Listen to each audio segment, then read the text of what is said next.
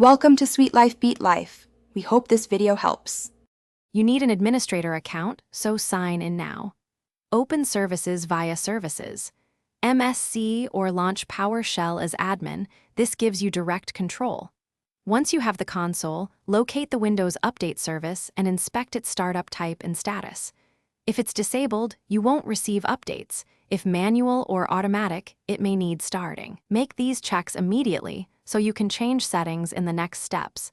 This avoids wasted clicks and ensures you're editing the right service. With the Windows Update service selected, change startup type to automatic or automatic, delayed start, so updates run reliably after boot. Then start the service. Click Start in Services or Run Start Service WUSERV in PowerShell.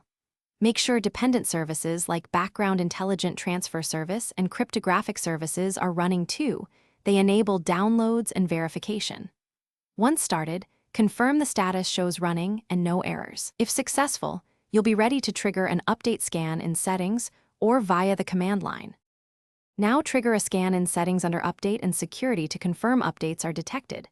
If you encounter errors, run DISM and SFC to repair image corruption. DISM/online/cleanupimage/restore health and then SFC/scano, because corrupted system files often block the service. After repairs, restart the PC to apply service changes and retry the update scan. One key troubleshooting tip: if the service still won't start, check Event Viewer for error codes and note them before seeking support. Thanks for watching. Consider subscribing if we helped you.